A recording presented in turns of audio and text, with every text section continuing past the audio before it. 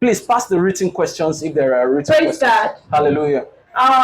From the red flags you mentioned, Yeah. you said investigate and confirm if the person was incubated in the absence of love. Yeah. What about the case where the family the person grew up from, they don't really express love like that, but the person doesn't really like you, so at the end of the day, he found himself there, and he's not really pleased with his growing up, the way he grew up. Yeah. And you said we must make sure we investigate and we confirm. What if that is the scenario?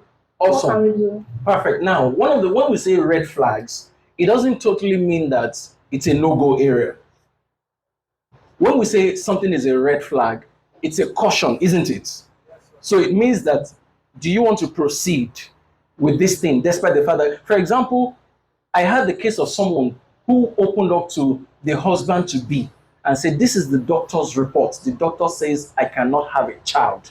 Do you still want to go ahead? And the man said, for the fact that you have told me, don't worry, let's go to redemption camp. And they went to camp and they prayed and they got married. Today they have 3 children. Despite a clear doctor's report telling them you cannot have a child. And they have 3 children today. So when we say red flags, number one, what it means is that it's a caution. Number two, it means that it's something that has to be worked upon before getting married, or even after getting married, you keep working on it. Now, in that case, somebody who was not brought up in an atmosphere where love is a regular thing, where they keep saying, I love you, you are good, you are beautiful, you are that, there is no affirmation. One of the things you have to do is to make it clear to this person, for me, I want this thing. Please, can you work on this thing? So long as the person is willing to work on it and intentionally express love, then it's something that you can both agree to and make it happen.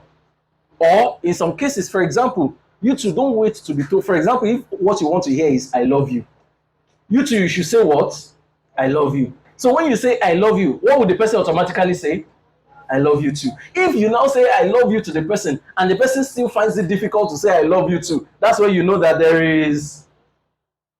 Or you're talking to somebody on the phone and you say, you know, these days you're talking to somebody on the phone and you're saying to somebody who is supposed to be your partner and you say I love you, and the person responds by saying you too.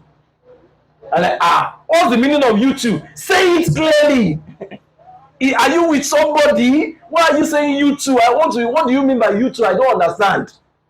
Do you get the point? So it's something that can be worked upon. Some people, just a little push, just a little work, and they will become different and they'll become better people. But there are some people, no matter what you do to them, they have become like dry fish.